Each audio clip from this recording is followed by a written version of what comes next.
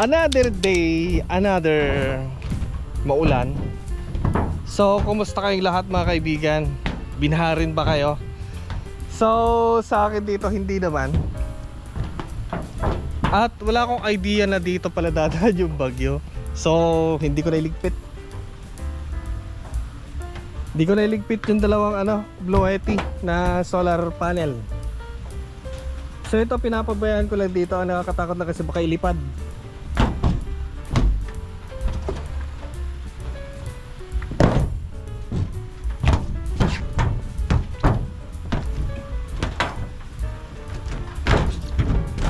Ayan Hindi ko na tinatago ito. Inahayaan ko na nababasa dito. So waterproof naman siya. Ay, natuyo pa rin Ay, bahagya, basa. Nabasa dahil sa tubig ng binuksan ko. Kakapasok lang niya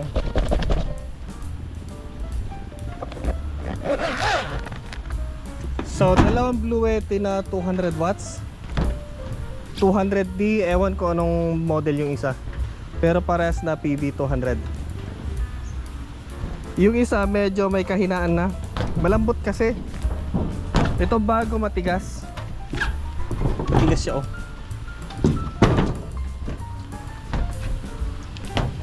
So katulad ko rin nabigla, di ko alam na dito pala dadaan yung bagyo. Ayan, di ko na itago.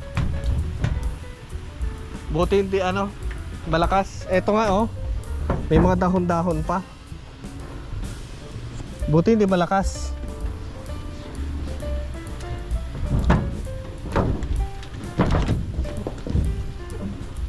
Sa ngayon kasi ay brown out. Kaya buti medyo okay yung panahon.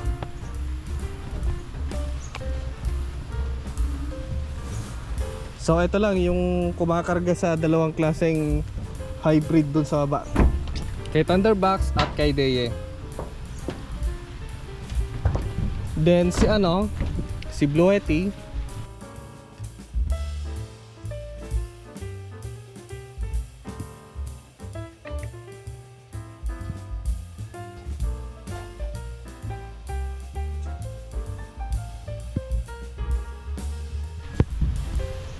yung dalawa na yan.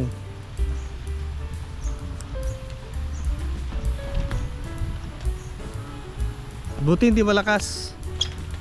Pinapansin ko kagabi, pinapakiramdaman kong lalakas pa. Wala na akong magawa kasi nga umuulan na, malakas ay ulan So kumusta sa inyo? Hindi ba binaha? Dito sa amin okay naman yung namin dito, flood control. Yun lang kasi yung concreting ng daan, yun ang naging parang naging dahilan kaya bumabaha dito sa amin. Naiipon yung tubig, wala siyang kanal. Walang imbornal, kaya yung tubig naiipon. Pero hindi naman bumaha dito. Okay lang naman.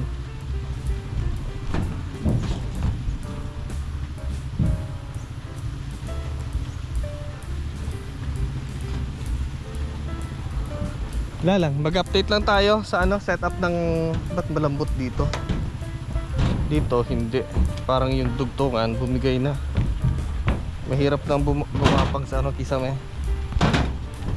Ayan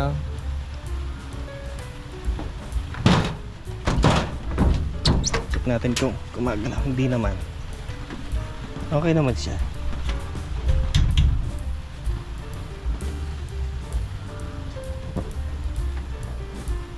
Ayos.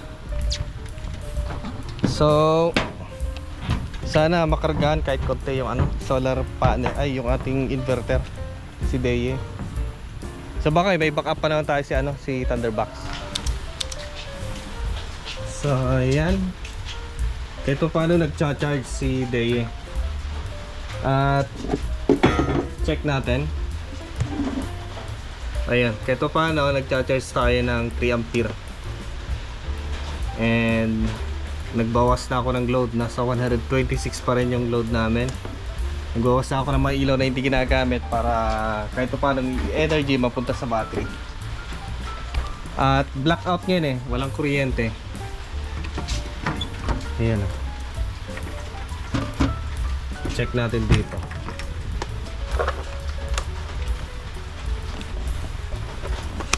So, siya nga pala yung nagtatanong sa akin kung ano daw yung mga kailangan kung sakaling may nagbabalak kasing bumili ng ganito, yung 5,500. Yung ganito yung gusto niya bumili. At ano daw yung mga kailangan. So, ako, nag-send ako sa kanya. Yung ganito, eto, may binili ako ganito. May box na siya. May breaker na sa loob. So, ang kasama sa loob na breaker, pang AC lang. 63, 20, then, ayun o, yung brand niya o. Ano pa? Saan ba dito yung bago dito? Ito yata. Oh, bale 1, 2, 3. May isa dito. Ito 16 ampere na breaker. Bale 4 na breaker yung kasama. So pwede na yun. Ito kasi ay dinagdag ko lang na accessories nya. Ayan, pero kailangan pa rin na ano ng DC para sa solar na breaker. Ayan, 40 ang nilagay ko. So masyado mataas. May chance kasi, kaya ko siya tinaasan. May chance kasi na baka mag-upgrade ako. Ayan, cut off lang naman siya. Si Dea kasi well protected naman siya. Kung sakali may problema, magka-cut off din naman. So, ang trabaho lang nung nilagay kong ganito, for cut off. Ayan. May nagsabi kasi ang taas masyado, 40 ampere. So, ang plano ko kasi ay kung sakaling mag-upgrade ako, di at least ready na yung breaker. Bagay, mura lang naman ng breaker. Wala pa yata yung sandal. Ayan. Mga cut off lang na. Hindi naman importante ano, kasi well protected naman yung system natin. Ayan, meron na. Sinubukan ko kasi si Thunderbox na walang breaker. Mayroon na kasing breaker to sa battery. Ayan. Pero kung magdadagdag kayo ng battery, lalo kung yung 5 kilowatt yung battery, kung magdadagdag kayo additional 5 kilowatt to magiging 10 kilowatt hour na siya, syempre kailangan nyo ng external na breaker para sa battery. Ayan. So eto yung nagtatanong, complete na po siya. Ayan, yung kung gusto mo lagyan ng ganito, di maglagay ka ng MC4 para plug and play siya. Meron din naman dito plug and play. Ayan o. Pero kung gusto niya mas masarap, mas mabilis, i-plug and play nyo rin yung AC. O, di maganda. Yun nga lang, lagyan nyo ng label. Mababol kasi siya. Dito talagang naka-install siya sa isang area lang talaga. Okay, so ito yung mga gamit na naka-standby sa akin. Dito nakasaksak yung dalawang Blue Yeti. Bali naka-series sila. Ayan, plus ito pa for electric fan. Ito naman for internet.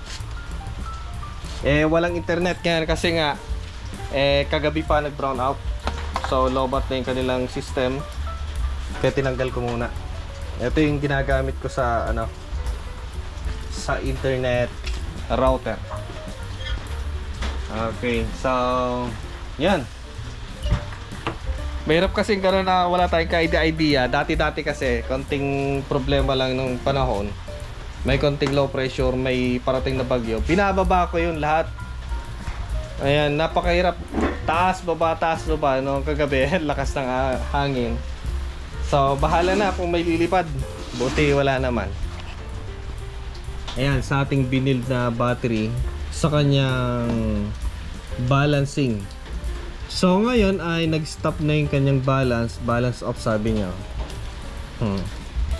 Ayan, siguro naabot na niya yung threshold kasi nga na 3.30, 3.30 pala. Tapos doon sa baba ay nasa 3.29. So hindi na niya maabot siguro. Ang threshold lang siguro niya para maglipat ay 3.30. So yun siguro ang kanya para mag-off yung kanyang balancer. So sinubukan ko na rin na tinanggal ulit yung kanyang balancer para i-reset. Binalik ko ulit, talagang hindi na. So need na lang siguro i-charge para tumaas ulit yung kanyang battery voltage para mag self balance.